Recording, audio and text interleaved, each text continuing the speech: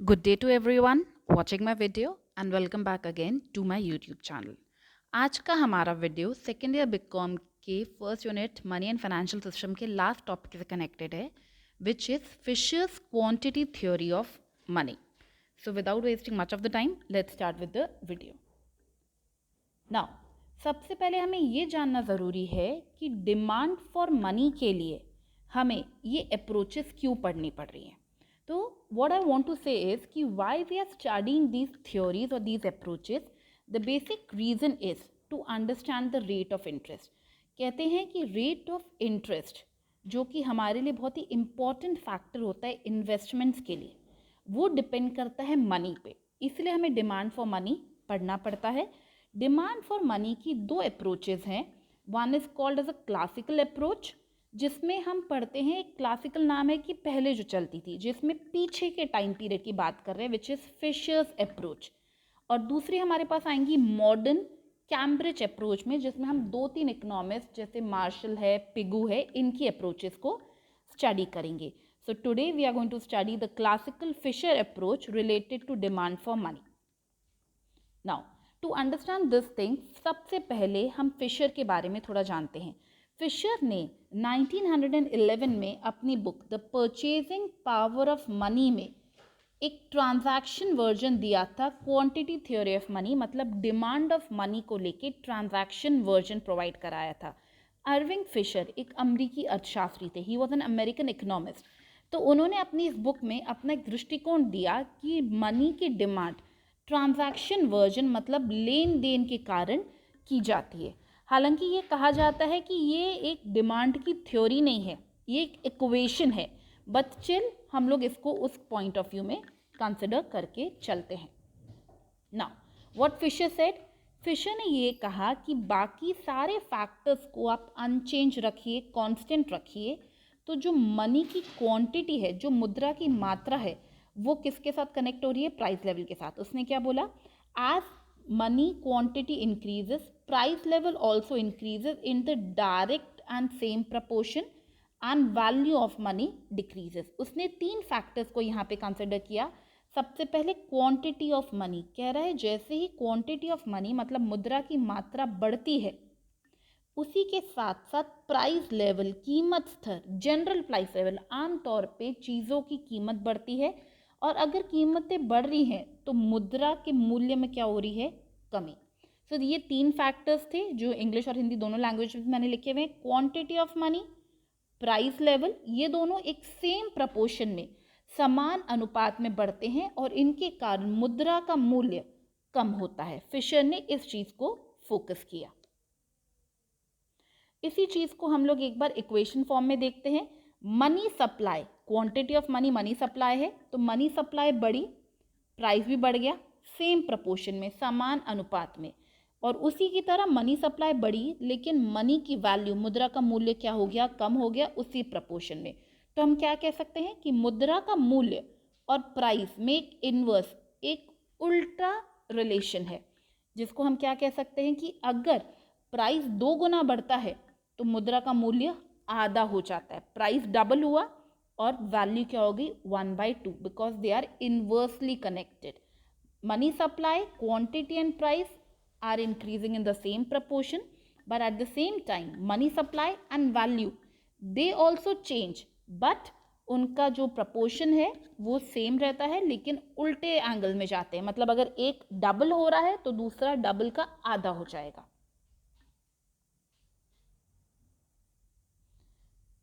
Now, what he said is that quantity of money and price level have a direct relation. ये चीज़ आपको याद रखनी है. Fisher के अनुसार मुद्रा की मात्रा और कीमत स्तर में समानुपातिक संबंध है, मतलब दोनों सेम डायरेक्शन में बढ़ेंगे और सेम प्रपोर्शन में बढ़ेंगे. So in an economy what will be the value of money and price, कि मुद्रा का मूल्य और कीमत स्तर क्या होना चाहिए, वो डिपेंड करता है डिमांड और सप्लाई पे. मुद्रा की मांग कितनी है, मुद्रा की पूर्ति कितनी है, इन दोनों के कारण ही कीमत स्तर और मुद्रा का मूल्य उन पे निर्भर करता है. अब फिशर ने अपनी इस इक्वेशन को इस तरह से लिखा है.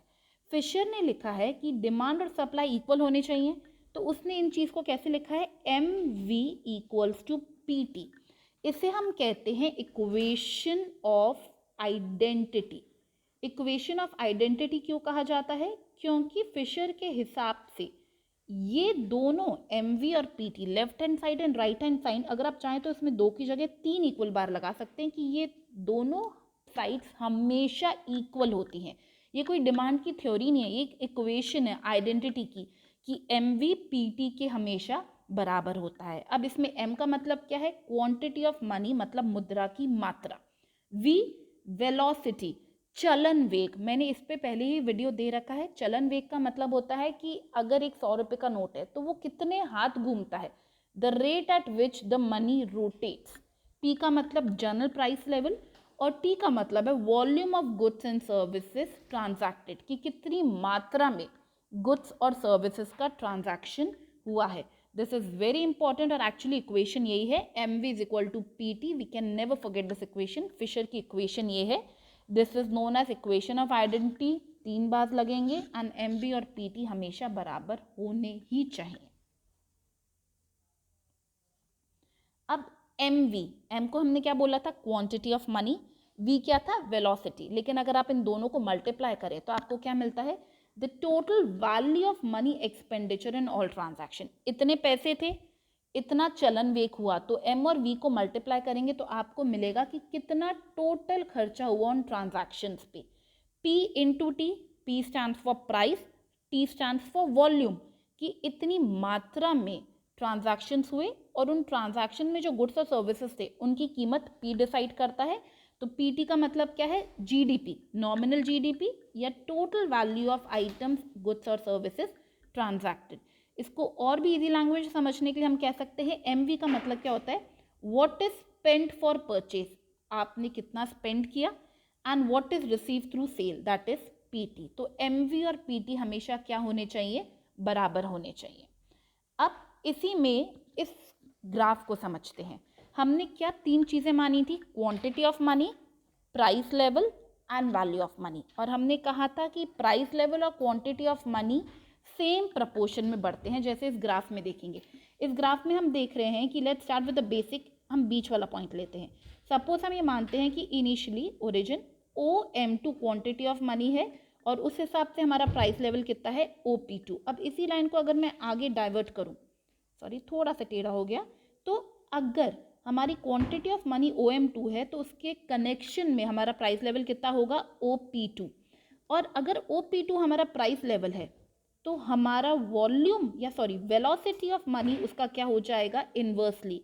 तो अगर P2 मेरा प्राइस है तो मेरी वैल्यू क्या हो जाएगी, 1/P2। अब यहाँ पे वही चीज़ आ गई और ये आपका डायरेक्ट प्रपोर्शन दिखा रहा है, पॉजिटिव रिलेशन दिखा रहा है, दोनों बढ़ रहे हैं।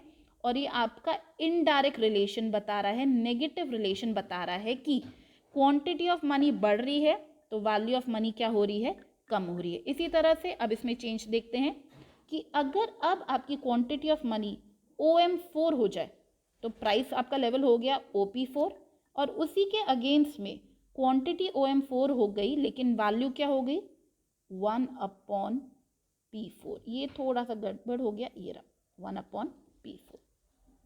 इन द सेम मैनर अगर आपका क्वांटिटी हो गया OM, प्राइस हो गया OP, तो इसी के कनेक्शन में आपकी वैल्यू क्या पहुंच गई, 1/P। So what this graph is indicating कि प्राइस में और वैल्यू में इनवर्स रिलेशन रहेगा ही रहेगा। प्राइस अगर P है तो वैल्यू क्या हो जाएगी, 1/P।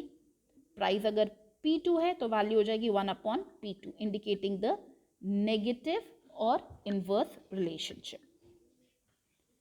Now, let's put up an example to understand this thing more clearly. MV is equal to PT. इसको हम इस तरह से भी लिख सकते हैं कि अगर आपको प्राइस को डिटरमाइन करना है तो MV/T हो जाएगा। अब हम सपोज मानते हैं हमने 4 फैक्टर्स चारों कंसिडर करें। सपोज मनी सप्लाई है 1000, वेलोसिटी है 4, T है 2000, तो इसे सॉल्व करेंगे तो प्राइस कितना आ गया, 2। ये आपका एक स्टैंडर्ड हमने सेट किया कि ये हमें गिवन है।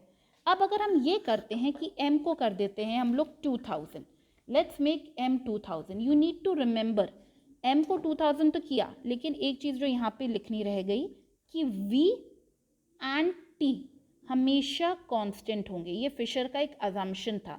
वेलोसिटी एंड टोटल वॉल्यूम हमेशा कांस्टेंट रहेंगे। तो अगर आप v और t को कांस्टेंट रखेंगे तो उस केस में अगर आप mv अपॉन t को सॉल्व करते हैं तो प्राइस लेवल क्या आ जाता है 4।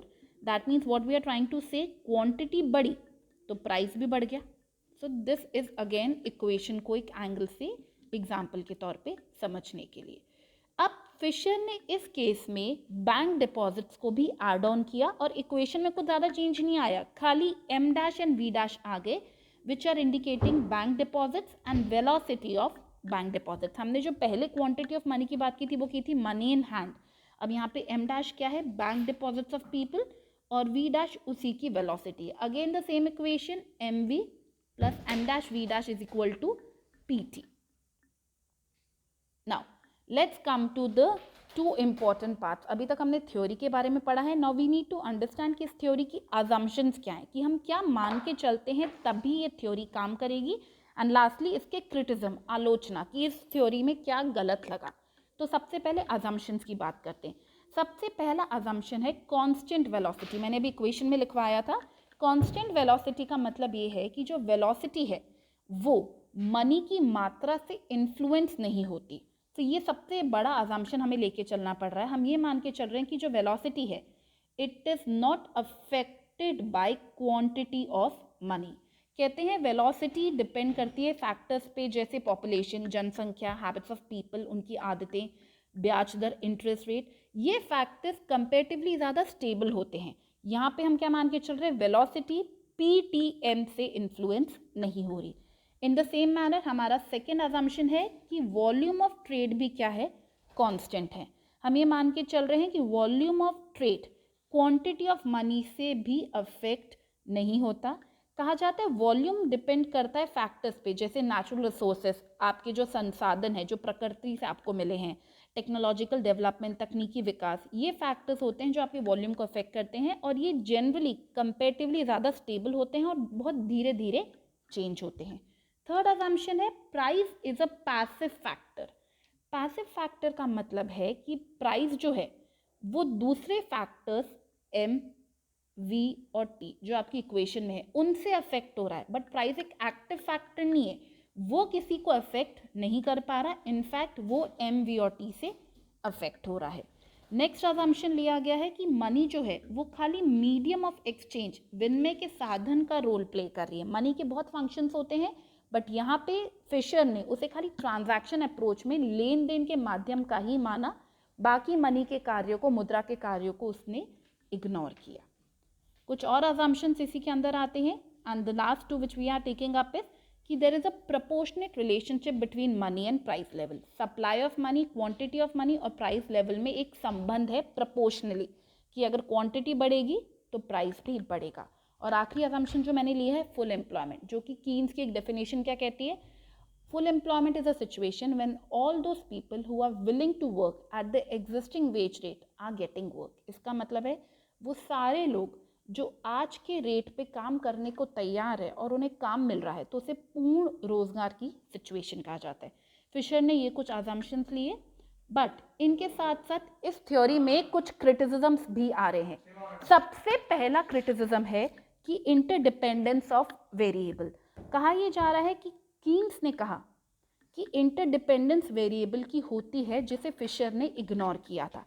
रियलिटी में अगर हम बात करें तो ये सारे फैक्टर्स एक दूसरे पे निर्भर करते हैं। लाइक इफ आई से m money supply influences v velocity, तो वो गलत नहीं होगा, क्योंकि कहा जाता है अगर मनी सप्लाई बढ़ेगी तो प्राइजेस भी बढ़ेंगे, और प्राइजेस बढ़ते हैं तो लोगों को एक डर रहता है कि फ्यूचर में अगर और प्राइजेस बढ़ गए तो क्या होगा, तो वो अभी अपना खर्चा क्या कर देते हैं, बढ़ा देते हैं, तो वेलोसिटी भी बढ़ जाती है। हमने बोला था फिशर की अप्रोच में कि सब कांस्टेंट है, इंटरडिपेंडेंट नहीं है, बट रियलिटी में they are dependent on each other. जैसे अभी मनी सप्लाई ने वेलोसिटी को अफेक्ट किया, उसी तरह से हम कह सकते हैं प्राइस भी है वो टी को, मतलब वॉल्यूम ऑफ ट्रेड को अफेक्ट करेगा। कैसे, अगर प्राइजेस बढ़ गए तो प्रॉफिट मार्जिन ज़्यादा हो जाएगा, प्रॉफिट मार्जिन ज़्यादा होगा तो बिजनेसमैन ज़्यादा ट्रेड करेगा, तो प्राइस बढ़े, प्रॉफिट बढ़ा, टोटल वॉल्यूम भी बढ़ गया। इसका मतलब पीबीटी से इन्फ्लुएंस हो रहा है। इस तरह से हम बोल सकते हैं कि सारे फैक्टर्स आपस में एक दूसरे को कनेक्ट करते हैं।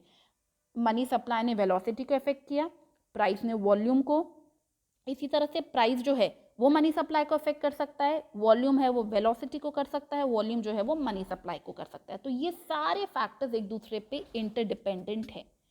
सेकेंड क्रिटिज्म जो बोला गया वो ये था कि this full employment situation is an unrealistic assumption. Reality में, वास्तविक दुनिया में फुल एम्प्लॉयमेंट, पूर्ण रोजगार देखने को ही नहीं मिलता। हम लोग कौन सी सिचुएशन में है? पूर्ण रोजगार से थोड़ी कम। कीन्स का ये कहना था कि इफ देयर इज अनएम्प्लॉयमेंट तो मनी सप्लाई बढ़ेगी तो आउटपुट भी बढ़ेगा, जिसके कारण प्राइस में कोई चेंज नहीं आएगा। जबकि हमने यहाँ पे क्या बोला था? मनी सप्लाई बढ़ रही है तो प्राइस भी बढ़ रहा है। लेकिन कीन्स ने उसी चीज़ को काउंटर किया कि if there is increase in money supply it would lead to increase in quantity of output, और उसके कारण प्राइस का चेंज नहीं होगा। तीसरा क्रिटिसिज्म आया स्टैटिक थ्योरी। इसे एक स्टैटिक सिद्धांत माना गया है, जबकि कहा जाता है v velocity, v dash bank deposits की velocity, m dash bank deposits, ये सब कांस्टेंट बोले गए थे, लेकिन ये कांस्टेंट नहीं होते। आज की हमारी दुनिया क्या है? डायनामिक है, चेंजेस होते हैं, तो उनमें आपको स्टैटिक अजम्पशन तो लिया ही नहीं जा सकता। And the most important criticism जो बहुत हाईलाइट हुआ था वो था कि it fail to explain the trade cycle situation. Trade cycle, business में तो उतार चढ़ाव आते हैं, जैसे दो नाम बहुत फेमस है, डिप्रेशन एंड बूम। डिप्रेशन को हम हिंदी में कहते हैं मंदी का दौर, अवसाद का दौर। अब कहा जाता है डिप्रेशन में क्या होता है? डिप्रेशन में क्वांटिटी ऑफ मनी बढ़ रही है जबकि प्राइजेस कम हो रहे हैं। ऐसा क्यों? इसी तरह से बूम पीरियड में, जिसे हम कहते हैं उत्कर्ष या तेजी का पीरियड, उस वक्त प्राइस बढ़ रहे हैं जबकि पैसे को कंट्रोल करने की कोशिश की जा रही है। तो ये तो उस थ्योरी के बिल्कुल रिवर्स में जा रहे हैं। तो इनका सॉल्यूशन क्या है? कहा जाता है डिप्रेशन के टाइम पे वेलोसिटी कम होती है, चलन वेग कम होता है, इसीलिए प्राइजेस कम होते हैं। और इसी के रिवर्स में अगर आप बूम पीरियड की बात करें तो बूम पीरियड, जिसे हम कहते हैं कि द पीरियड जहाँ पे हर चीज़ में बहुत आपको तेजी दिखती है, जिसे उत्कर्ष भी कहा जाता है, तो बूम पीरियड में रियलिटी में वेलोसिटी बढ़ती है, और वेलोसिटी बढ़ रही है मतलब मुद्रा का चलन वेग बढ़ रहा है, इसी के कारण कीमत स्तर बढ़ते हैं। और यहाँ पे जब फिशर ने इन बारे में बात की तो उसने मनी और प्राइस को कनेक्ट किया, वेलोसिटी को उस कंसिडर में किया ही नहीं। तो ये भी क्रिटिसिज्म माना जाता है। बट इन सब क्रिटिसिज्म्स के होते हुए भी फिशर की अप्रोच को आज भी थोड़ा पढ़ा और समझा जाता है, being a classical and a starting approach, शुरुआती अप्रोच की तरह उसको आज भी समझा जाता है। So that's all for today's video. Thank you so much for watching.